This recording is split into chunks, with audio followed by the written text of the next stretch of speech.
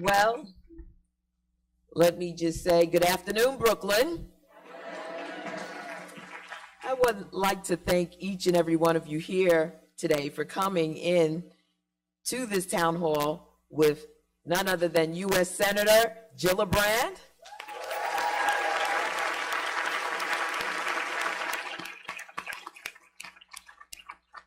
It's important that we discuss the issues that matter to us and our families. We would be remiss if we didn't thank Medgar Evers College and President Rudy Crew and his team for generously allowing us to hold the town hall here and for their important work in educating our community. Let's give them some gratitude.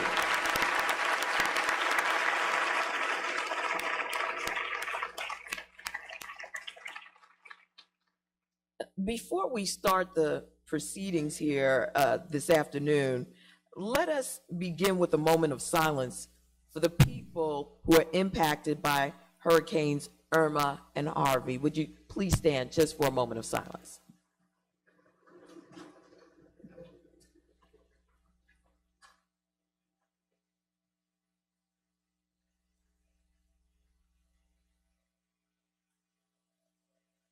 I want to thank you.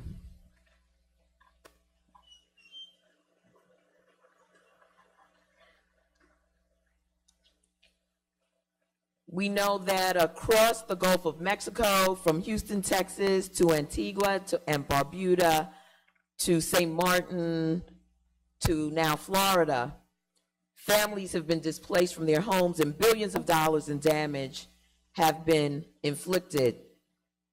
Yes, would you please, Dr. Clark, everyone, let's give our trustee, Dr. Una S.T. Clark, trustee of the Board of Directors of CUNY, also known as, or AKA, my mama. I want to urge everyone here to contribute generously to the legitimate organizations that are supporting recovery efforts. We need to do what we can. I'm sure we're all getting flashbacks of Superstorm Sandy. We know what climate change means here in New York City.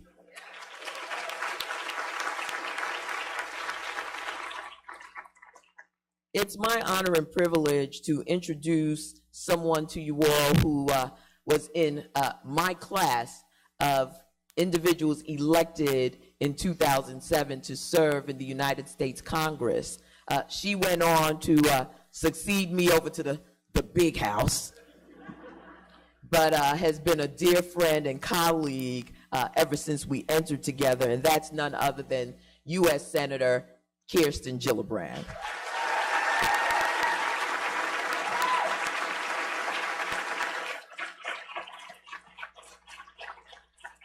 As I have been fighting for all of you in the House of Representatives, Senator Gillibrand has been fighting for all of us in the U.S. Senate on immigration reform, health care, affordable housing, criminal justice reform, and gun control. Senator Gillibrand has been ever present, ever vocal in the United States Senate, and we are just proud of the work that she has been doing to stand up for us. Please join me in welcoming her to Brooklyn.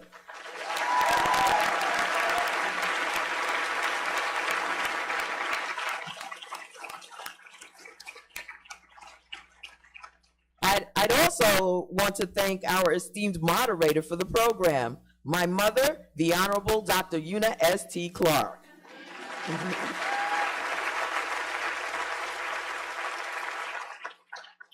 For more than half a century, Dr. Clark has been a leader in this community, first as a community activist and early childhood educator, and a member of the New York City Council. As a matter of fact, she was the first foreign-born woman to be elected to the New York City Council.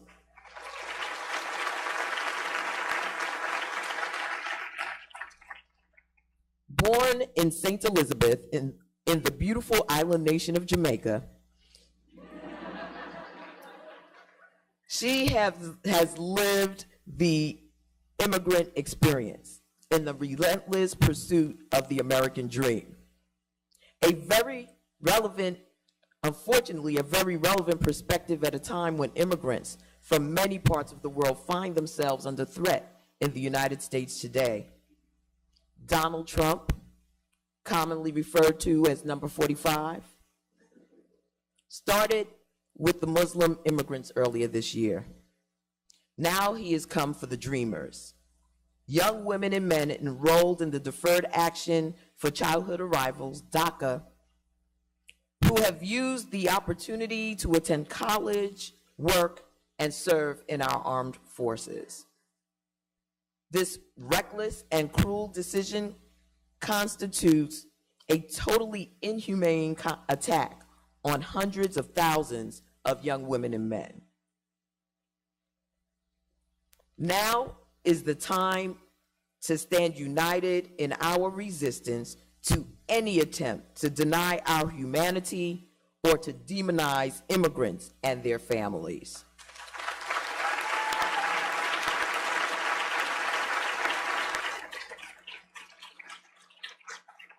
There are nearly 800,000 people enrolled in DACA, 30,000 of them whom are living in New York City.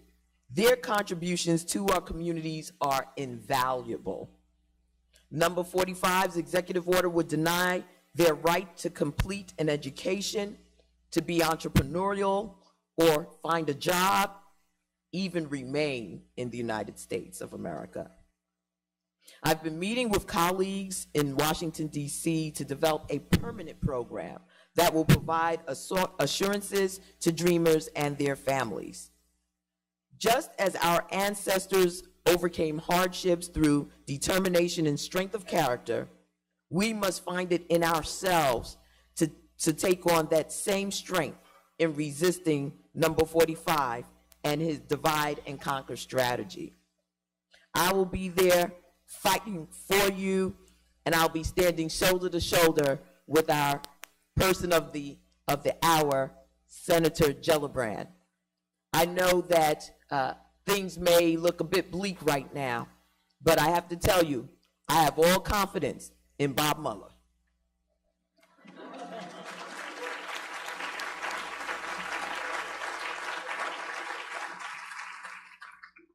And we will let the facts take us where it leads us.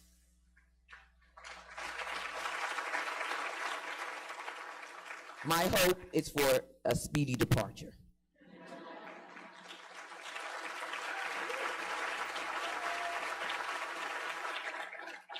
So I want to thank you all for coming out, taking this time on a Sunday to be here to hear from our senator. I think you will find this very stimulating conversation. I'm looking forward to taking notes myself because, like Senator Gillibrand, we'll be on a jet plane headed back to do the work that you've sent us to Washington to do, and that is to build stronger communities. I'd like to acknowledge Assemblywoman Joanne Simon has also joined us for today.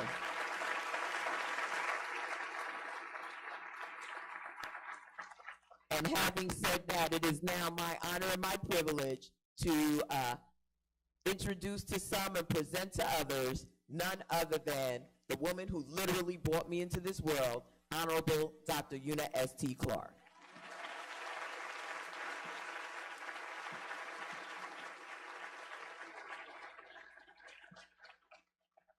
Only for today, I will call her Congresswoman.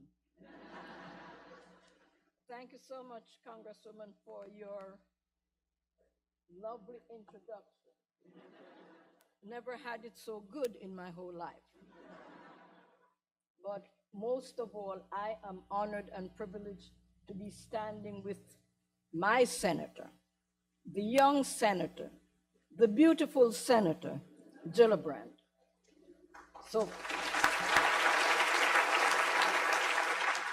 So I just want to set some rules for today. First off, we will not have any signs, placards in the audience today because we don't want anyone not to see and hear everything that's going to be said by our senator. And so I'd like to ask you to have your cell phones silenced right now. and any other electronic device that will make some noise or some sounds.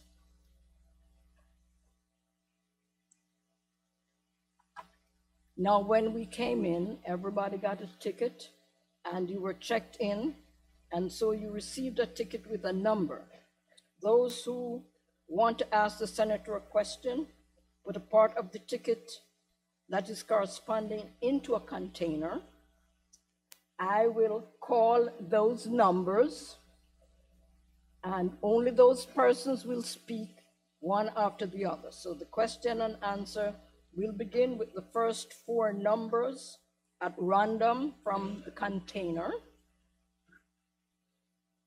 Then a staff will be standing in either of the aisles with a phone, with a microphone, and from that you will be asking your question. You will line up and you will ask a question. Once you are in front of the auditorium, the staff member will let you know when it is your time to ask your question. If you are unable to make your way to the front of the auditorium because of mobility, please raise your hand and someone will bring you the microphone. After we've done with the first 4 questions, I will start drawing the next 3 questions in order to allow as many people as possible to be heard today. We ask that you keep your questions to be questions and your comments to yourself.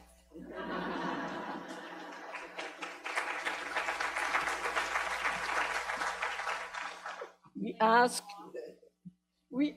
that you be respectful to both the senator and our fellow constituents, and please refrain from interrupting when someone else is speaking so that we may hear each other. And at this point, I'd like to acknowledge a young gentleman in the auditorium, just graduated from New York Technical College, and he is the head of Student Senate Election Affairs. Say it again. Vice Chair of Legislative Affairs on behalf of the City University of New York. Stand up, Hercules, so they can see you.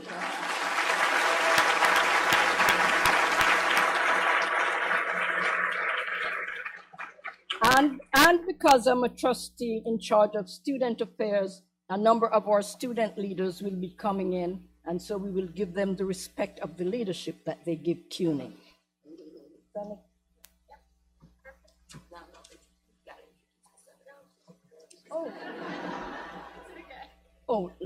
I thought you did, Yvette, but let me introduce the senator in my own style and in my own accent.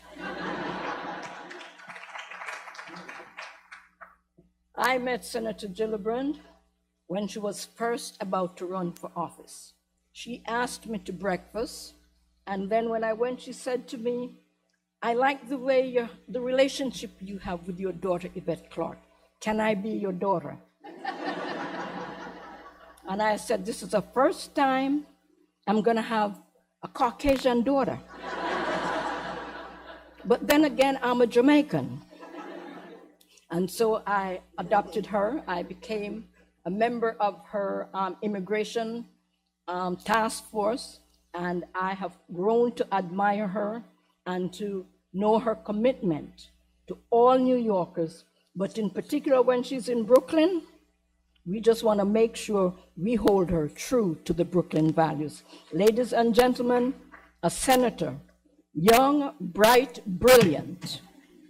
And I think that one day I will have the opportunity of saying, "I introduce to you my president."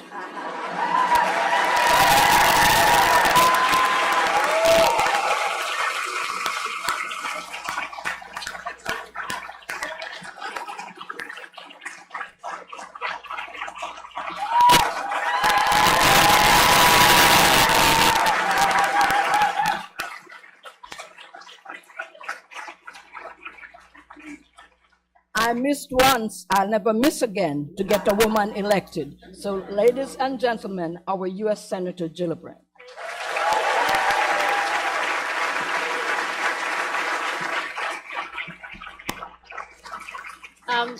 Well, many thanks to Una. Yes, she is my adoptive mother here in Brooklyn. She takes such good care of me. Only a mother's love. And Yvette Clark, who's been a wonderful friend and colleague. We've loved serving together. And these two women are two of the smartest women I know who've advised me on so many issues across the last 10 years of my service. And I owe a lot to both of them. Thank you so much for being here. And thank you for helping us with our town hall.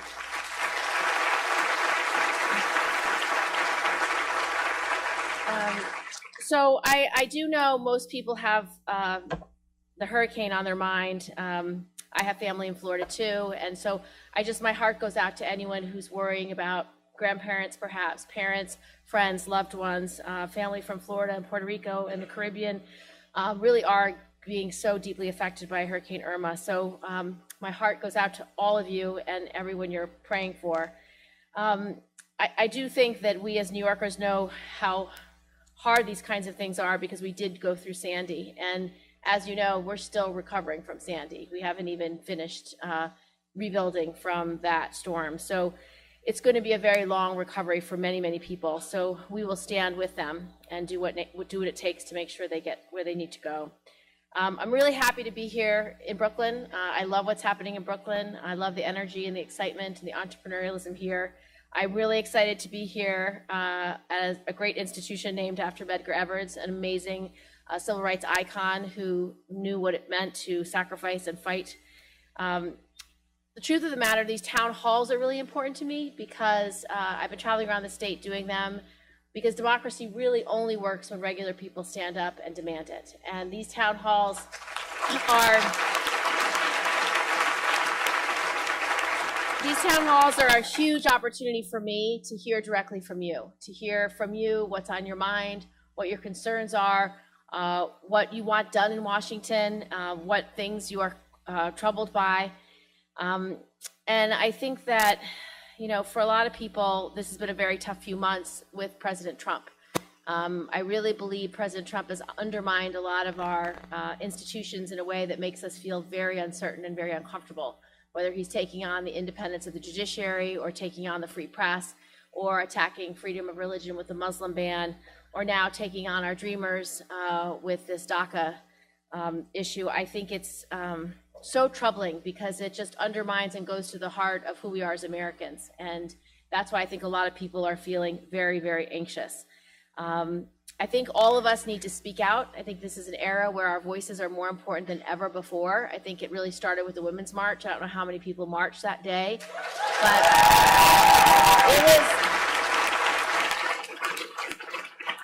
it was certainly the most inspiring moment in my political career because it was a moment when people felt they had to be heard, and people who had never marched before, never ever been an advocate before, never political before, decided to put what they believed on a sign and carry that sign and march with it. And that was powerful.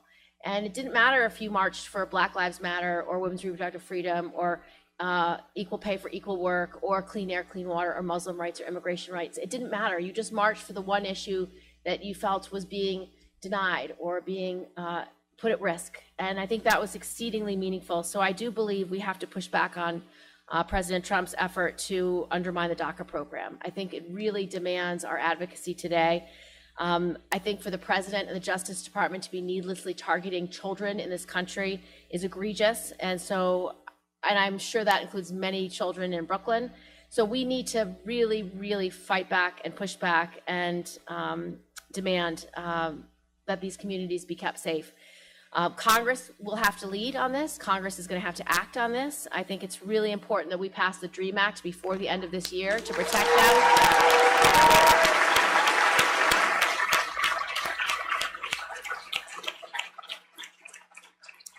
So with that, I think we should just get started, and we can talk about all issues and just say your issue, your name, your question, and we'll try to get through as many as you can. Afterwards, I do make time if people want a private moment or to take a selfie. We'll line up over there, come on the stage, and pass through. So if it's something you don't want to say out loud, it's okay. You can speak to me if you want to get a photo or a moment afterwards. So thank you all for coming.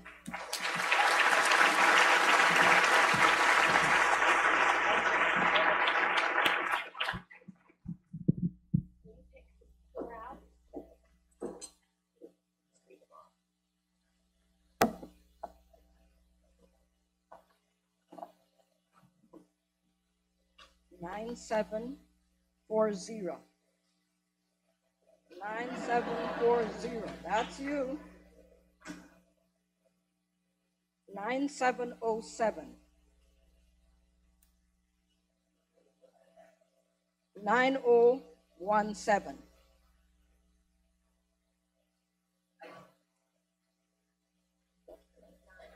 9029.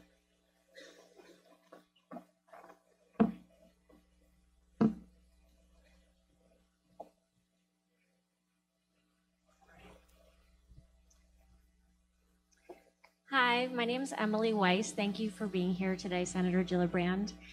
Speaking of hurricanes, I'm wondering how you can prepare New York for a possible next hurricane, which might be in the nearer future than we would hope. I think we have to invest in infrastructure and invest in resiliency. One of the projects we're working on right now is the Gateway Rail Tunnel, which we are urging the administration to not only support, but to build. Because if we don't have rail commerce in and out of New York, you can't have the booming economy that we have. And right now we have two rail lines that were really damaged with Sandy. And so their likelihood of being able to sustain the next 10 or 15 years has been reduced given the storm damage it received. So that's why we have to get this rail tunnel built now and get the president and his administration to support it. And so that's what we're working on. But I think it's all about when we rebuild more strongly with more resiliency.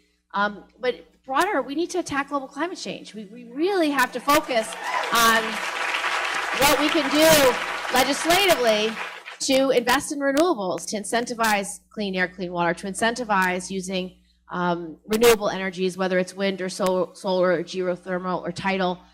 Efficiency in products and appliances, trying to be more energy efficient. These are all things we need to focus on. And so whether we can have a carbon tax or a carbon exchange, these are some of the bigger, broader ideas that we need to focus on. And I think if you do put a price on carbon, you incentivize innovation, you incentivize being efficient. And our companies are the most competitive, effective in the world, and they can do it. You give them a challenge, they can meet that challenge. And I'm very grateful for the governors and mayors that stood up when President Trump said, we're not going to participate in the Paris Climate Accords, and said, well, we are. And so that leadership should be supported and urged. And we just, again, have to keep elevating our voices.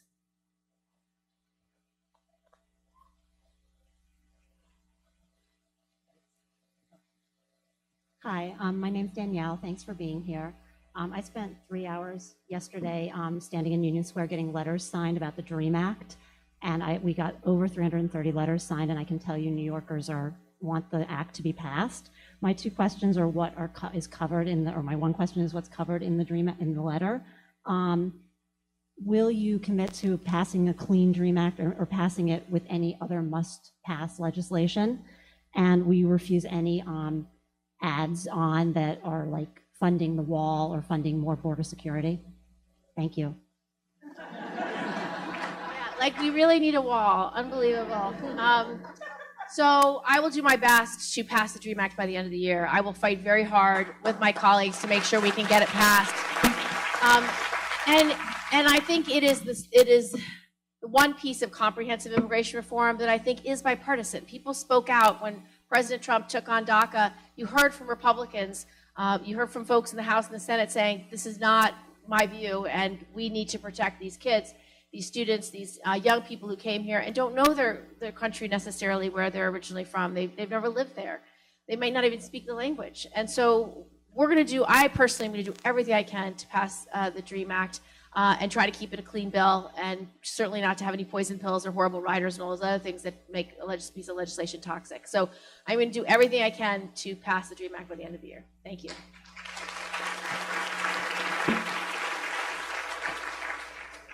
So good afternoon. My name is Dr. Milo Vassallo. I'm a physician here in Brooklyn, part of the Indivisible Nation BK group. Thank you for being here. Thank you to Dr. Clark, Congresswoman Clark, and the hosting of the faculty and administration of Medgar Evers. It's wonderful you've taken the time to be here. I think we've seen that many representatives don't take the time to actually spend with their constituents, and it's great you've come here, so thank you for that. I also compliment you and your staff to try and keep track of everything that is coming at the American populace these days with Trump as president. And I'm very worried, not so much for my own sake, and I don't say that lightly, but for the sake of the country. And that's why I'm here today. There are many questions I'd love to ask, but I'm focused on, if I may, two types of questions regarding President Trump. I'm very worried that he has, after his multiple flaunting of the Constitution, has hinted that he may fire Bob Mueller. And I would ask you if you would potentially be on record saying that if he fires Bob Mueller, that would be a red line for you to call for his impeachment if he were to do so. A second part, if I may, has to do with the longer-term potential post-Trump era. And that is the potential, and now it's pretty much established, foreign interference in our election. There's in the House the Protecting of Our Democracy Act, signed by 200 Congress persons, including Congresswoman Clark. Only 2 Republicans have signed that. In the Senate, you have been a signature, and thank you for that, to the Senate equivalent. But as recently as this past week, it's been clear that Russian interference and foreign interference is playing a role in our democracy. And I would ask you if you could potentially amplify a call to arms amongst your colleagues to protect our future elections from such efforts. Thank you. So I'm actually working on a piece of legislation right now with Lindsey Graham to do a 9/11 style investigation of how we were attacked, what our cyber vulnerabilities were, what intrusions took place and how, and what are our vulnerabilities today, and what do we do to protect against 18. And so we're trying to get that bill introduced very soon to do the deep dive, to hire the best cyber experts in the country to make a recommendation to Congress, because the recommendations to Congress that were made after the 9/11 terrorist attack really were meaningful. One of them was to make sure we collaborate in places like New York City, where we have FBI, CIA, DOD, DOJ, all working together to make sure we protect our city and our country. And it's worked. We've subverted over a dozen terrorist attacks. That was one of the main recommendations. So I want to have the same set of recommendations to say, what do we do to prevent this in the future? But I do believe if President Trump fires Bob Mueller, it creates a constitutional crisis. And I think it will be immediate. I think it'll be bipartisan. And I think it is something that is a red line for a lot of people. And so I hope it never comes to that. But if you notice what Bob Mueller's doing, he's not only integrated our Attorney General in New York into his investigation, but he's also integrated the IRS into his investigation. And so these are things he can't unwind so easily. So I feel very confident that this investigation will come to fruition. They will fully investigate collusion. They will fully investigate obstruction of justice. And whether anyone's ever held accountable, I don't know. But I do think at some point in time, the American people will know what happened. And I think that might take time. It might not even happen this year. It might be next year or the year after. These criminal investigations some take a very long time. But in the meantime, the rest of us have to keep speaking out and fighting back, support candidates that share our values, get people out of office who don't, hold current members of Congress accountable when they're not standing up to President Trump in a way that we think is appropriate. That's our job. And so I think we have our voices, and that's important to use, because if we don't, we will lose some of these battles in the short term.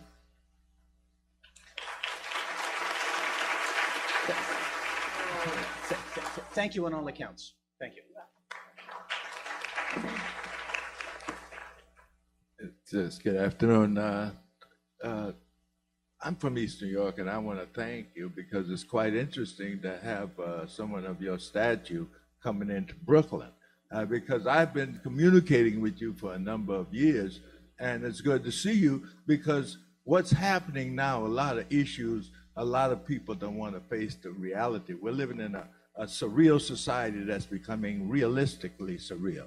And one of the things that we're living in East New York is we're inundated with a lot of homeless shelter. They're becoming dead zones. And a lot of things are not, a lot of issues are not being attracted towards this human, that they turn it into waste.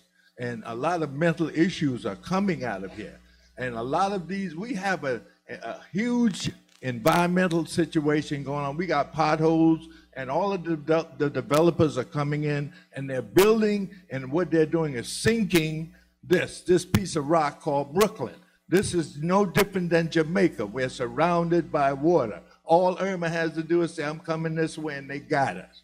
So we need to start addressing more of teaching our children globally, environmentally, and we need to stop making human homeless shelters dead zones. We need to get some of those people to get some productive training. We need some of these people we need to put DOT out there, have these guys filling potholes, have them taking some of the rust off the train station. We got all these complaints about garbage on the tracks. Give these guys $15 an hour to clean them, keep the train. So let's become more creative. Thank you. Thank you.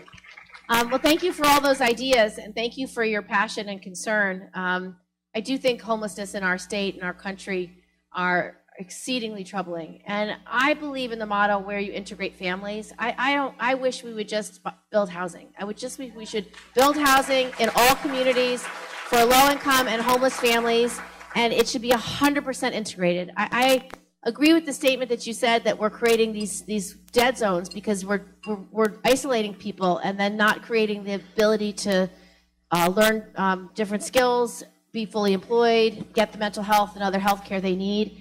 And I think that's one of the flaws of that model. I think it is much better to just integrate families in all communities all the time by always building affordable housing and finding opportunities to give homeless families a home. And so that is what I believe in, and I will work on the federal level to fund those kinds of programs. I can tell you President Trump is not funding those programs right now. He's cutting the budget of HUD drastically. And so any money that's available for senior housing or homelessness or low-income housing has been cut aggressively. So again, we have to keep speaking out and fighting back. You did mention mental health, and I think healthcare is a huge issue in this country, which is why I believe in single payer and why I believe we need Medicare for all.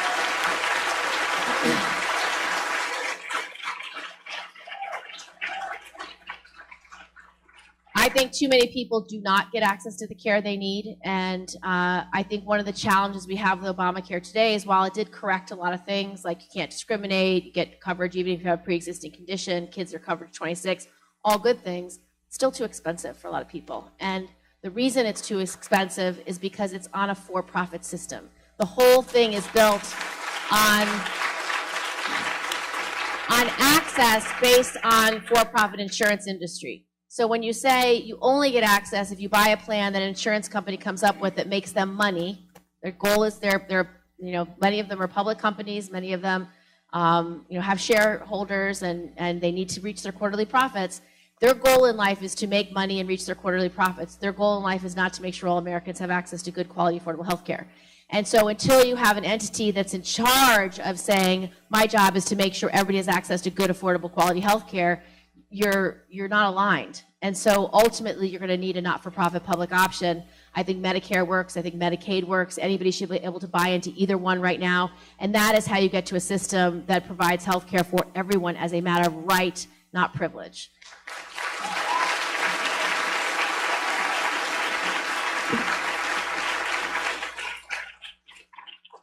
Hi, my name's Emma, and I'm a member of Indivisible Brooklyn. Thank you so much for being here. It's really a pleasure to hear you speak. My question is, I know one of your biggest hurdles coming up is going to be tax reform. So I want to know if what you're doing in the Senate is just opposing the GOP bill, or if you're actually proposing anything, and if yes, how can we get excited about it?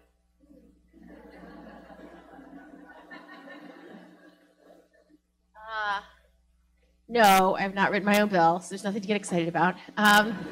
But I support middle-class tax cuts. I think for hardworking families who are struggling to make ends meet, if you're going to have tax reform, it should be to make their burden less.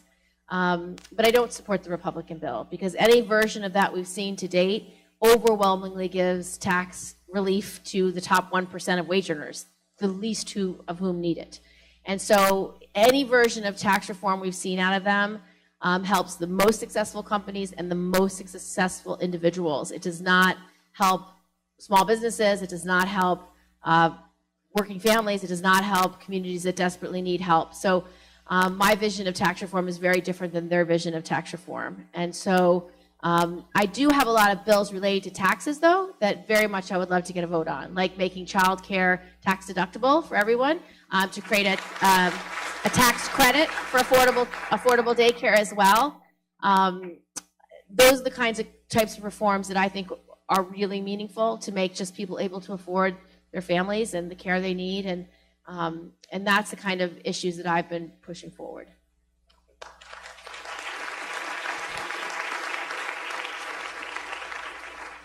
And just before I do the next draw, I'd like to acknowledge Dr. Sheila Paul. Dean Paul, would you stand here from Medgar Evers College?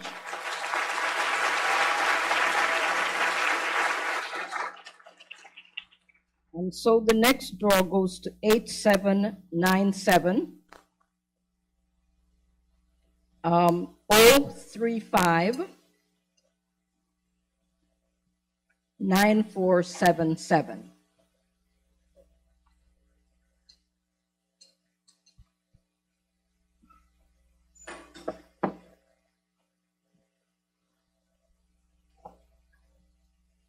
$9027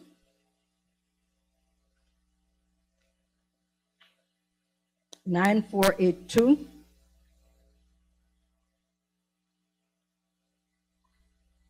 9237. Take a good look at your tickets. Don't be shy, coming up.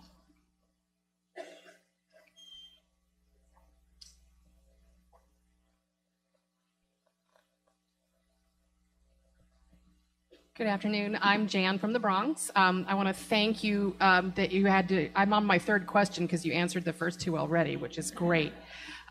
So I would like to know your thoughts on the New York State Constitutional Convention. Specifically, will it serve to make progressive changes that we can't seem to get out of Albany? I'm a little worried about the Constitutional Convention because most of the people that have looked at it, they've looked at it and they said the way it gets formed puts a lot of power in electeds and special interests. And so they're afraid that all those good progressive things that you and I would love to do at a constitutional convention won't even get raised. And they're really worried it will undermine workers' rights, women's reproductive rights, and environmental rights. And so I'm worried about it. And I think I'd love the perfect world where we could actually do great things in a constitutional convention, which is, I think, why a lot of the bar associations all said, yes, it's a great idea. I think the way it actually works necessarily won't result in that. So I have a lot of concerns. And I think the best thing for all of us to do is voice whatever concerns we do have so that we can at least somehow affect the outcome. Because I think it's really important that people speak up about their concerns about why they think it's a huge risk. Thank you.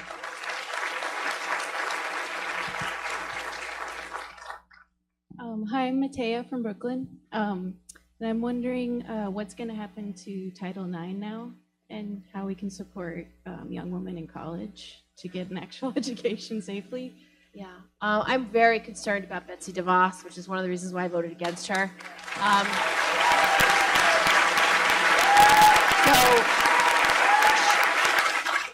as you might know, so President Obama had a guidance letter that he sent to all the schools about the importance of Title IX and how it actually keeps campuses safe and creates an adjudication process for sexual violence on campus that protects both defendants' rights and plaintiffs' rights, but is a fair process and gave specific guidance. She wants to now review that guidance, and everything she said today indicates that she's going to reduce those protections for students. And so I'm very, very concerned about what she's doing. I think we need to protest her and her decision, and we need to speak out about it. I've joined a few protests outside of the Department of Education already this year on things that Betsy DeVos and her staff have said. And so we just have to keep amplifying our voices because for those who don't follow this issue, Title IX is really important to keep campuses safe and to have a process if there is a rape on campus to be able to get an accommodation, to not have to sit in the same science class with your perpetrator, to at least review the issue to see if there's evidence enough to get the person expelled, and if not, at least be able to change your schedule. Those things are really important for college campuses. Not every survivor wants to go to law enforcement. Not every survivor is going to want to be in a trial for 2 years, and not every survivor is going to be taken seriously by law enforcement. So there's always these questions, and that's why you need a process on the campus. And so it's really important that we have Title IX, that we protect the guidance and fight back against Betsy DeVos's misguided policy. Okay. My name is Pat. I'm from Brooklyn. I'm a public school teacher, and so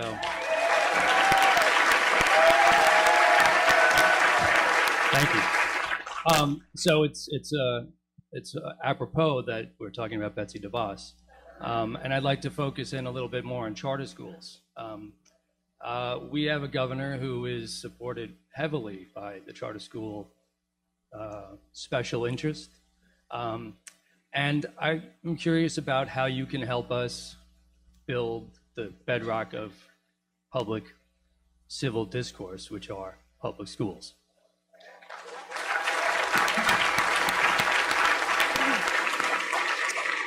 Thank you for being a teacher.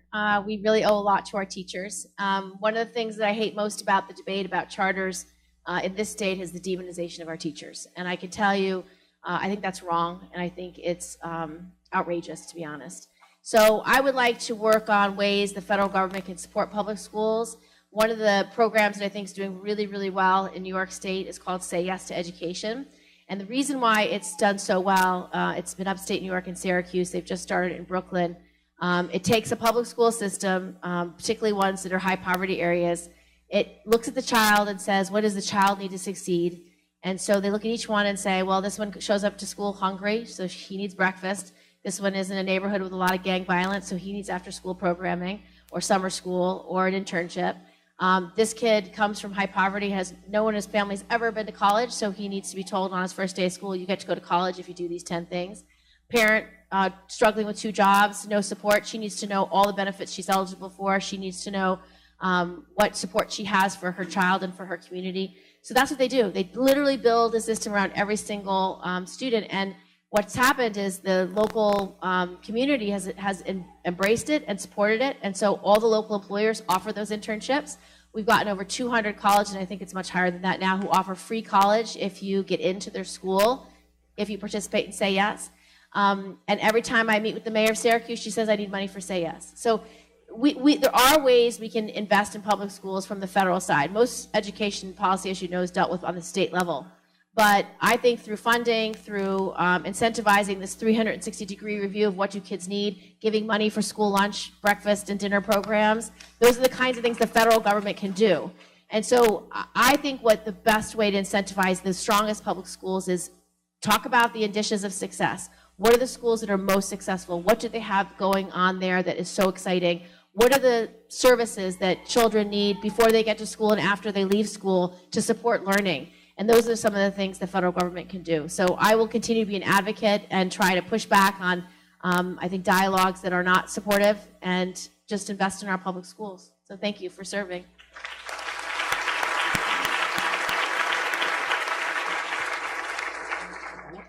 Hi, my name is Diane Miller, and I'm with Moms Demand Action for Gun Sense. First, thank you so much for being here today, and thank you for your support on common sense gun safety. I'm concerned right now we have a bill coming up in the House, coming to committee next week, HR 367, and it's about gun silencers.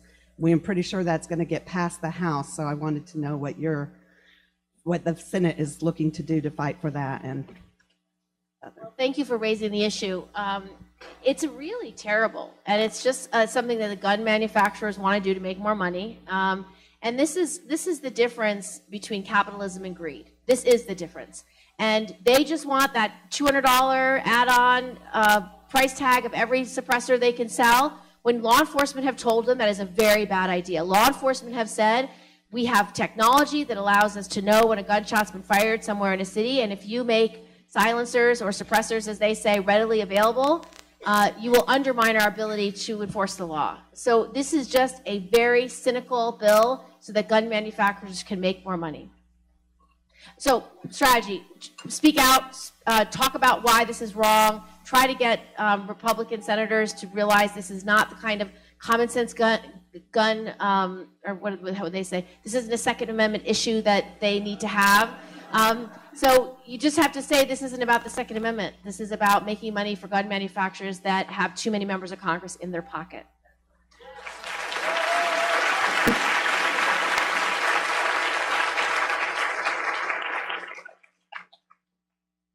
My name is Gwen. I'm from Brooklyn, and I'm a middle schooler. And what can children do to help fight for their future, both environmentally based and civil rights based?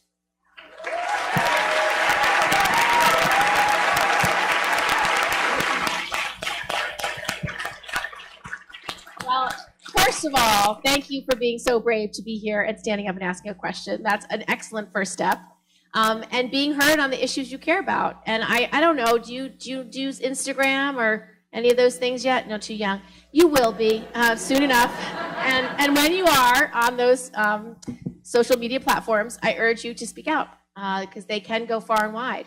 And sometimes the way a 14-year-old girl says something is 100 times better than any politician in Washington. So it would be great if you continue to be heard on the things you care about. You figure out what your issues are, you speak out in any platform in any way you can, and sometimes things go viral, sometimes things change the world, and it could be your first tweet that does it. So please be heard. It's really the difference between winning or losing some of these issues. And maybe just speaking from your heart, your perspective on something that affects you. Maybe the gun violence issue, maybe the Superstorm Sandy recovery and how that affected your family and what you want being done for Irma and other disasters. Any perspective of yours is really important, so please don't feel shy about sharing it.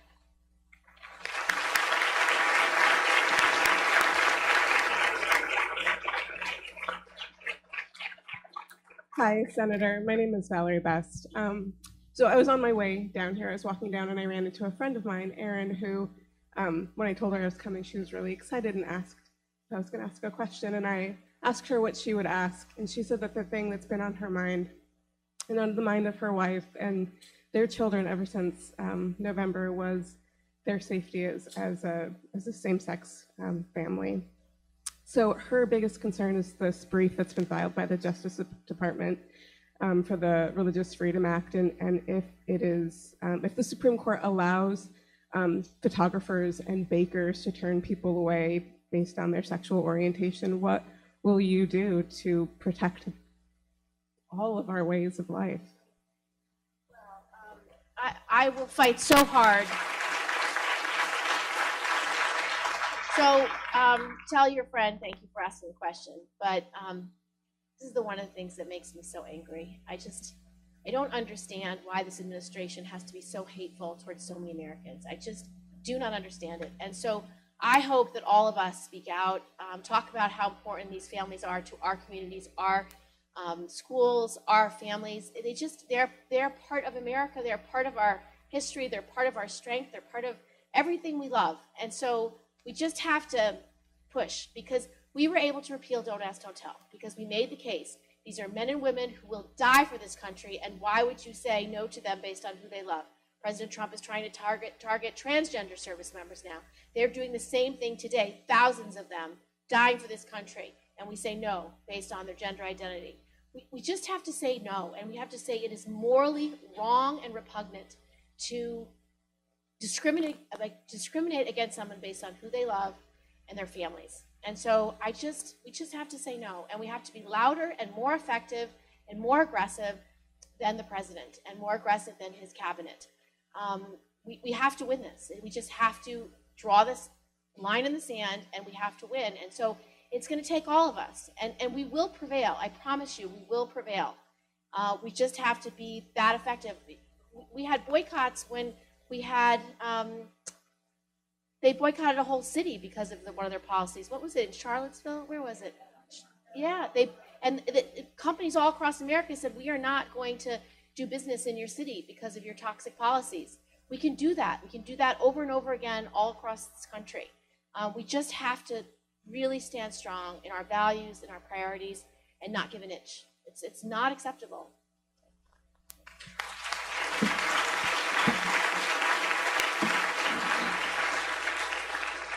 Hi, Senator. My name is Camille Bettina, and I'm over here. And you have to understand that, like, you're totally one of my superstars, and I can't stop shaking. I watched you on Chelsea last night. That was an awesome interview. Okay. So I'm sure you've probably heard there's a young man named Xutetscat Martinez. He is an Aztec American, Tejano, Mexican American, all the fun mixtures of things. I myself am a mixed-race Creole DAR disabled bisexual person. I'm literally everything the Trump administration would like to set fire to. All right here in this shaved Ewok. Okay, so this young man has, with 21 other young people, filed a lawsuit against the United States of America for climate rights, to keep our air clean, to keep our water clean, to have green grass for these little children to walk around on. They're actually gonna go to, there was an injunction, but they're actually gonna go to court. I know that the first words of the Constitution have the word we and also the word people, and he's using that as a springboard for his lawsuit. Can a collective group of individual citizens sue this administration for destroying this country? Can we do that? I know that the Congress is certainly worth trying. And I would love to. I don't know. I know a couple of Bolshevik lawyers that would be right here with us. I don't know, but I think it's important that they're trying. Honestly, so much of this is about the effort. It's not even, it doesn't matter if it doesn't work. We just have to keep trying. We have to try everything in our power to push back on what this president's doing that harms our communities and harms our families and harms our globe. And so I think it's wonderful that they're trying to be heard through the law, through a lawsuit, through the courts. The courts sometimes side with us. Sometimes they might not, though, because we now have a very right-wing leading court. So we just have to keep trying, and we should use every lever that is available to us. But God bless them for trying. I think it's really important. And each one of us should find out the avenue and the vehicle we're going to use to be heard. Sometimes it's just call your congressperson every morning and say, why are you voting this way? Some days it's just showing up to a town hall. Some days it's just using social media, posting your own blog, saying how you feel about something. But just please don't be silent. We cannot be silent at a time like this. This is the time we actually really, really have to speak out and be heard. Thank you.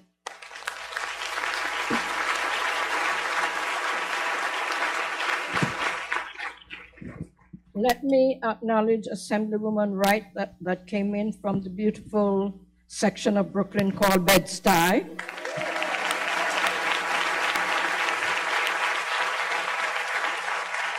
And if there are any other electeds in the room that I have not recognized, it's because I have new glasses and I'm not seeing too well yet. So now the last three questions. I'm nearsighted, I gotta get this up. 9645, 9645, 8890, and 9650.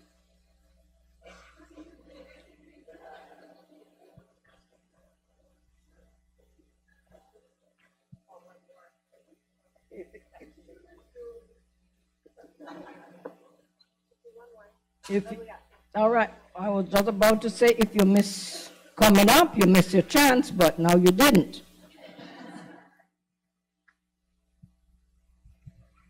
Hi, Senator Gillibrand. My name is Chris. I wanted to ask you about the general state of the Democratic Party. As everybody knows, there's been a lot of controversy and crisis in the party since the Bernie Sanders campaign. And while there have been some significant steps taken towards defining the new direction of the party, I don't think that that definition has really been completely filled out.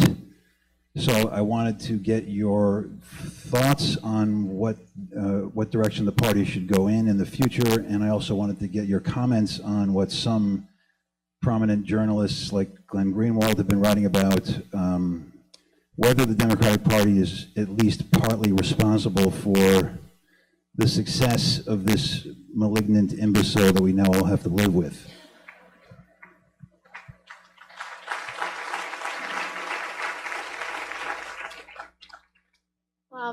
So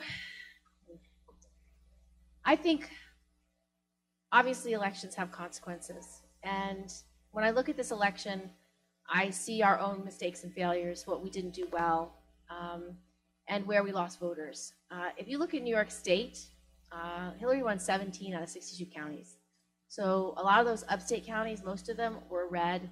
A lot of Long Island was red. And I've traveled the state talking to folks just to hear from them, what's going on in your minds. And for a lot of voters, they just felt left behind. They felt like no one had been fighting for them for a long time, not just this year, but like for a decade, for a very long time. Hardworking New Yorkers all across the state who still can't make ends meet and felt like nobody had their backs.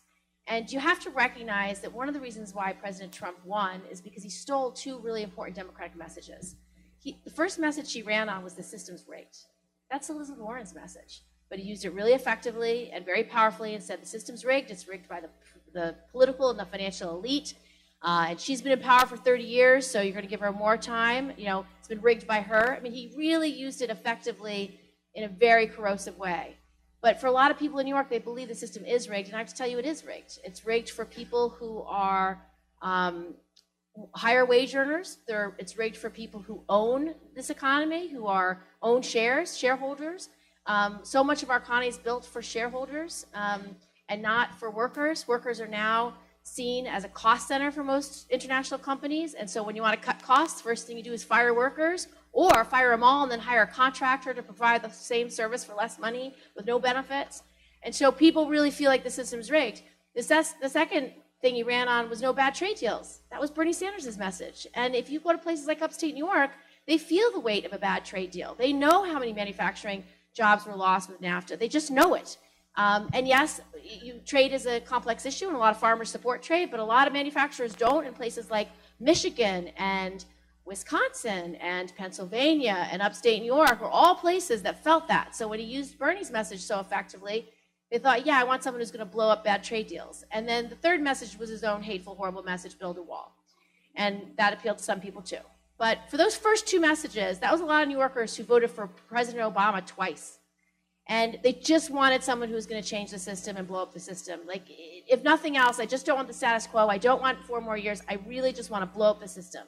So my job as an elected leader is to listen. All Democrats should be listening a lot more and then working a lot harder on passing good legislation that actually helps people. And so that means talking about things that will make a difference in people's lives. So on the economy, it's not just raising the minimum wage to $15 an hour, but doing something about this disparity on how the economy works and actually saying, let's reward work in this country for a change. Let's support workers. Let's have a national paid leave plan. Like, let's make affordable daycare. Let's have universal pre-K. Those structural things would make a huge difference in rewarding work and actually trying to pass them. So it's more than just talking. It's also about actually getting it done. And for a lot of people, they haven't felt like anybody's had their back for such a long time. So that's our job. We are the party of workers. We are the party of rewarding work. We've always believed in these things. We just need to fight a lot harder for them and actually accomplish some of them. And so I'm going to do everything I can to pass bills that help people like Medicare for All, or pass bills like a national paid leave plan, certainly raising the minimum wage. We were in power for a long time. Did we raise the minimum wage in that time? No. Did we pass paid leave? No. So these are things we need to actually do and use all of our strength and will to get it done. And each one of us can lead. And please don't wait for somebody in Washington to fix things. It's never going to happen. It's going to be from the grassroots up. It's always about regular people, their voices, their willingness to protest, their willingness to stand up and speak out. So it's on us, really on us, to fix the future. And so I'm going to stand ready with my colleagues and with all of you to really do that. And I just want to thank somebody from Indivisible was here. Like, those kinds of things matter. To create a grassroots activist group that tells you where you can protest, where town hall's on, is really, really helpful. So the more we can do this from the grassroots up, the more effective it'll be. And when the message comes from the grassroots up, the more effective it is, because it goes to the heart of what people are feeling and thinking, not from some people thinking in a conference room somewhere else. It's really about what's affecting our lives. So thank you for raising the issue. And all of us need to fight and win back the trust that voters need to have in us, that we will have their backs and fight for them.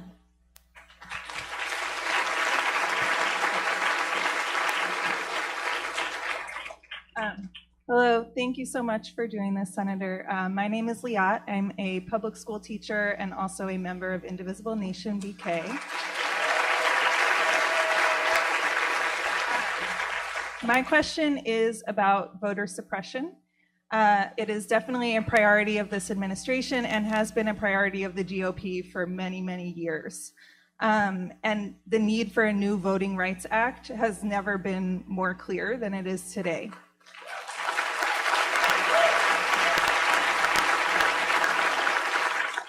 So my question is twofold. One, what are you doing with your colleagues in both parties in the Senate to combat the, so-called voter fraud commission? And then two, will you commit to introducing a new Voting Rights Act? So I share your concerns about what the GOP has done in state legislatures across the country. Our best defense of that has been a lot of lawyers from New York who've actually filed lawsuits to block them. A lot of our pro bono legal counsel have been doing that, which is fantastic. But this commission he's put impaneled is very dangerous, and you can tell by the types of questions they're asking for people's personal information, which could easily be used to intimidate voters in the future. So I think we have to push back on that commission. I think it's very dangerous. And I do have a bill that I've been working with John Lewis on, one of our greatest civil rights icons of all time, to restore voting rights and to push back on all the different techniques that are used in states across the country to suppress voter recognition. The only piece of that bill that I think could be bipartisan, which I've been reaching across the aisle with Senator Tim Scott, with Lindsey Graham, with several others who've already done this. One thing you could do to make particularly presidential elections better is if you allowed voter registration online. And I say that because a lot of the long lines we see in presidential elections are because of registration problems. And so if you made it easier to register and made it something far more transparent, I think you'd correct us. That's what some states have already passed, that voter registration. So I've been going to the senators of those states. One is South Carolina. So I believe that is the one piece I could possibly pass on a bipartisan basis. The rest will take a lot more work. But we need to just keep volunteering our time, particularly the attorneys here and in New York who are so good at this stuff, constantly trying to push back when state legislatures or various political action groups spend billions of dollars trying to change our democracy. And one of the things they do fund is these suppression activities. So thank you for raising the question, and I do think we have to be vigilant.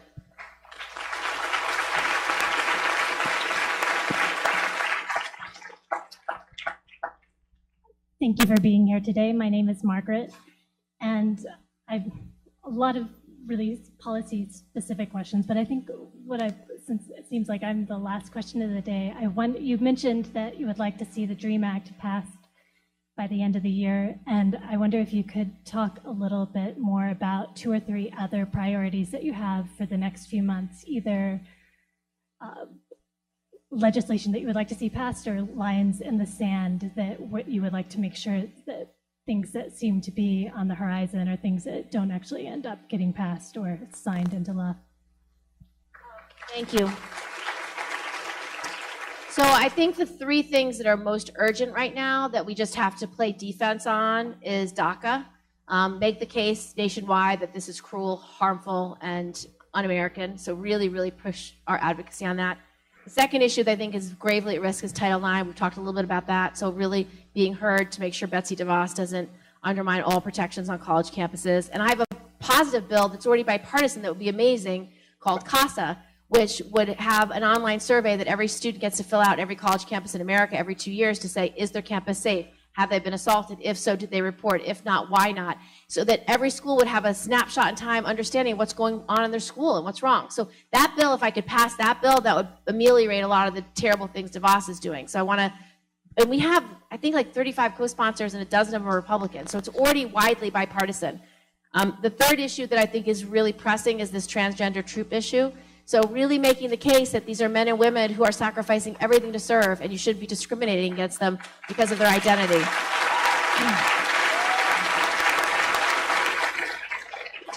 So those are are the three things I'm working on a bipartisan basis right now on legislation to block what President Trump's doing. The other issue is a much longer term issue, which could easily be bipartisan. If I just had one courageous Republican, I could get there. It's passing national paid leave. And I think it's so important that we focus on paid leave as an economic issue. It is fundamentally economic because what happens to most workers, you're going to have life events. It might be your mother who's ill with cancer. It could be your husband who's sick. It could be having a new child. All of those things happen to men and women every day in America. And for a lot of people, they don't have vacation days, they don't have sick days, they have no time off, no paid time off, and so they either have to not meet that family need, which could be crushing and heartbreaking, or they quit their job and not have the resources to feed their kids. So that's the choice we're asking Americans to make, and we're the only industrialized country in the world that doesn't have paid leave. So really trying to make the case about why this is important for the economy. Women lose $320,000 in their lifetime because of no paid leave. Men lose $280,000 in their lifetime because there's no paid leave. Because every time they have to quit a job or ramp off for these family needs, they never ramp on with the same salary and same seniority. It's always a constant drag on the economy. And so we need to do more, and for the low-wage worker, it's even more urgent. So those are some of the things I'm working on this year that I think are very intensely important. And then you could add on that national security issues like North Korea and Syria and cyber. You've got a lot of things you have to be really strong on and really push back when the president's wrong. So it's a time I feel like my presence is more important than ever before because we're fighting on so many fronts. You can't give up and you can't give in and you can't grow weary, and that means all of us. None of us can give up. None of us.